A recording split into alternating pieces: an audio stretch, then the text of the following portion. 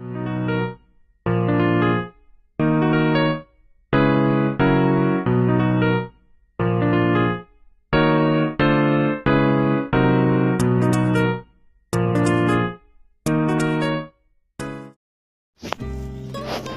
everyone, this is me, Marl Stani Vlog. I hope you're all doing well today guys. And iningatan po ng ating Panginoong Diyos. Ayan po, my video for today ay papakita ko sa inyo ang aking kalbaryo nung ako umuwi ng Pilipinas. Ayan, dahil July, panahon ng bagyo. So, ayan, binaha ulit kami for matagal na rin panahon na ganyang kalalim ang baha. Mas malalim po ito guys. So, ayan po ay way sa aking bahay. And yung anak ko po ang nakasakay dyan guys. Pupunta po siya sa aking kung saan ako nag-stay muna kasi graduation na kinabukasan. So doon siya matutulog sa nanay ko kasi mas madali ang paalis papunta doon sa school niya kung saan gaganapin yung graduation. So yan po ang aking bahay naman. Sininang video nung bago ako umalis. Nandito pa ako sa Hong Kong noon. Di pa siya ganun kalalim. So ayun guys naman po ay ayan, nasa bangka na po kami. Pauwi na po kami, galing po kami ng hotel. Ayan, and ayan po, kasama ko po dyan yung hipag ko yata pero nakaibang bangka sila. So ayan, meron pong naghatid sa amin. Ayan, and nakakalungkot lang kasi habang tumatagal ay climate change nga, diba? So alam mo yun, yung iba na talaga ang panahon. So last na naranasan kong mabaha ng malalim din is July din ang uwi ko noon kasi dati 2 times a year ako umuwi ng Pilipinas. So syempre buhay pa yung asawa ko noon. So may nakakatulong kami. Syempre may lalaki po. So ayan, minsan ay kinakarga-karga lang niya ako para lang hindi mabasa. Maliit lang po talaga ako compare sa kanya.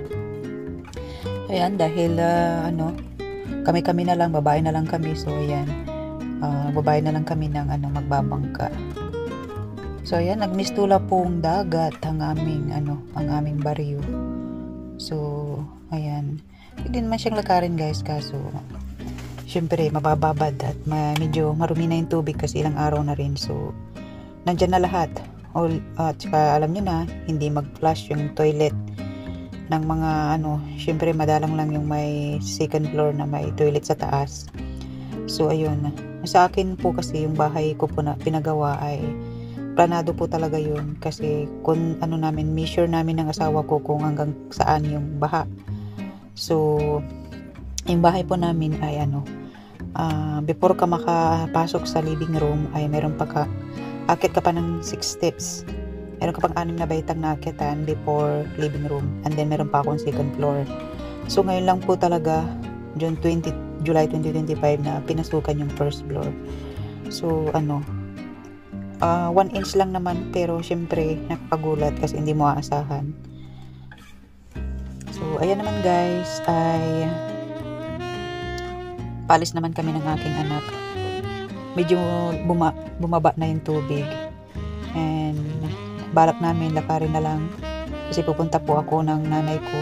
So akala ko banda doon ay hindi na mababasa, kaya nag-short na lang kami dyan na maiksi. So sabi nung bayaw ko ay at ng mga nagbabangka ay mahirap pa rin po kasi mababasa pa rin daw ang underwear. So mahirap na, diba? Siyempre mga babae tayo, baka papasukan tayo ng alam niyo na germs and bacteria. So ayun po yung mga nasira, mga kutsyon, mga ref, mga na hindi na masyadong naitaas.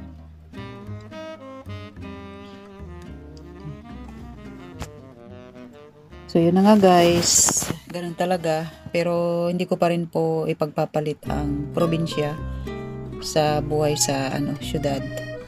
Kasi iba pa rin po ang probinsya. At madalang naman pong magkaganito, mabaha. At hindi naman po siya matagal. So mas gusto ko pa rin manirahan sa probinsya. So, kasi natry ko na rin tumira sa Maynila.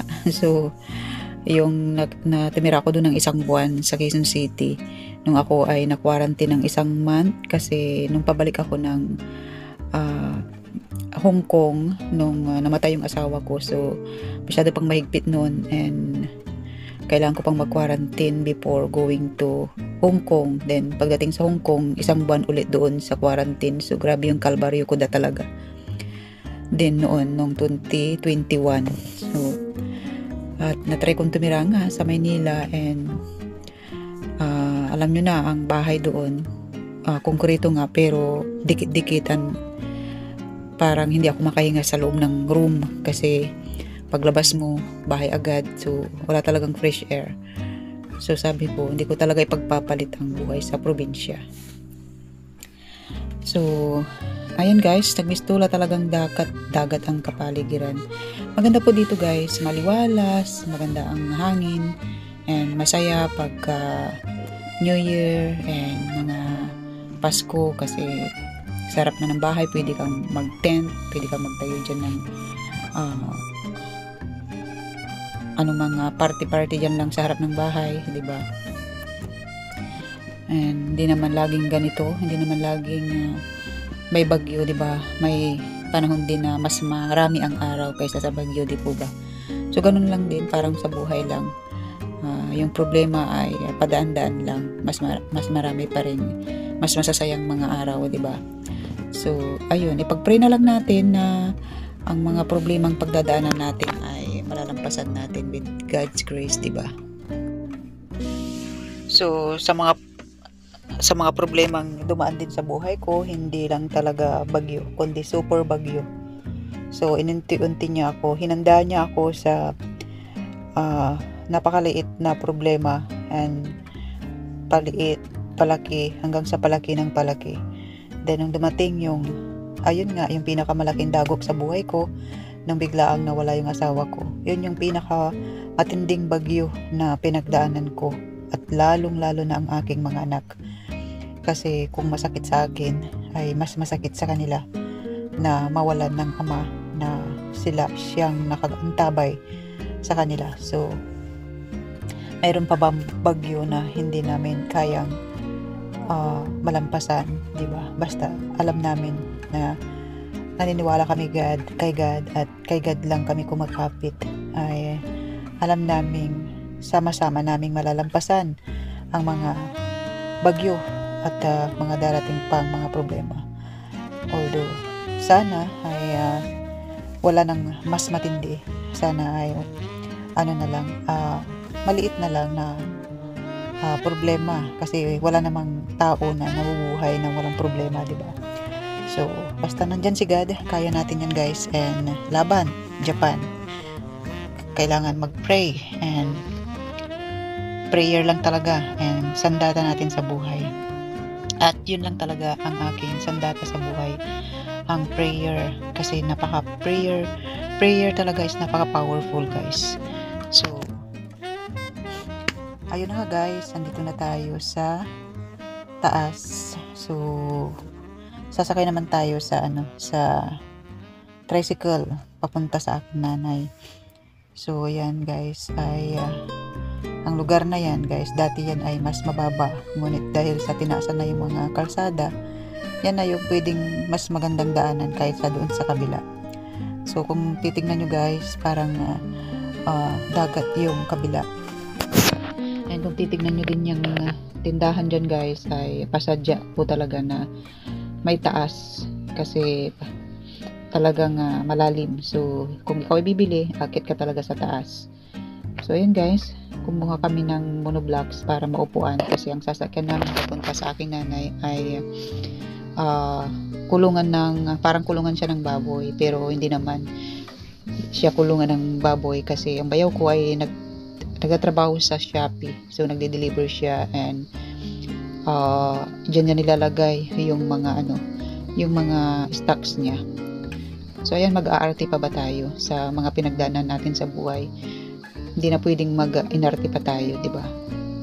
And pasasaan din ba at magkakaroon ulit tayo ng four wheels, di ba? And wala namang masamang mangarap, pag nangangarap ka ay ikaw ay nabibigyan ng lakas ng loob para pagbutihin mo ang buhay, para matupad mo yung mga pangarap mo sa buhay. Kaya tayo, mangarap lang tayo ng mangarap para mayroon tayong inspirasyon para pag-igihan ang buhay natin. So, walang masamang mangarap guys. Hindi po yan yabang. Walang masamang mangarap dahil libre po ang mangarap guys. And, ayan, yan po tayo uupo. Ayan. Yung anak kong isa naman ay doon sa gilid ng tricycle, ay ng motor, sa tabi ng kanyang uncle. So, ayan, yung paligid. Ayan, nagpasama ako sa aking anak na bunso. Mayroon siyang tutor, nagtuturo yan. Sabi ko, samahan mo naman ako. Sabi niya, may gagawin ako sabi niya. Siguro dahil hindi niya ako matiis na mag-isa lang. So, nung paalis na ako ay naggayak na rin siyang samahan ako. So, 'di ba? Alam kong ang anak ko ay love din ako. Charot. So, ayun guys, alam niyo guys, yung isang baboy, yung kulungan din yan guys, ay may baboy diyan. So, pagkakaalam ko, ang may-ari niyan ay doon sa sa baba nito guys kasi niyan. Lagpas tao po ang baha. Mas mababa po diyan. So, lumikas po yan mga yan. Mayroon pong nililikasan dito sa bayan na kung saan pumupunta yung mga lagpas tao ang baha. So yung mga baboy nila dyan, nandyan po at pinupunta-puntahan lang nila para pakainin. So ayan, nasaray na rin sila siguro sa ganitong sitwasyon sa kanilang buhay. So nakahanda na rin sila. Pero ito lang talaga ang napakalalim. So ayun. So yun guys, maraming salamat po sa inyong support sa panonood sa aking video. Ayan, pabalik na po kami. Hindi ko na iuwi ang aking luggage kasi malaki siya. So nung kinabukasan naman ay nawala na yung tubig, kunti na lang. So ayun guys, maraming salamat sa panonood nyo, sa pagsama, and God bless po sa ating lahat, at ingatan po tayo nawa ng ating Panginoong Diyos, at pag po tayong magsawang manalangin at magsuportahan sa isa't isa. Love lang po tayo dito sa Bahay Kulitan at sa larangan ng YT. Dapat ay malakas ang loob mo at matibay ang iyong pasensya. So, ayun. God bless everyone. This is me, Maristani Vlog, signing off. Bye!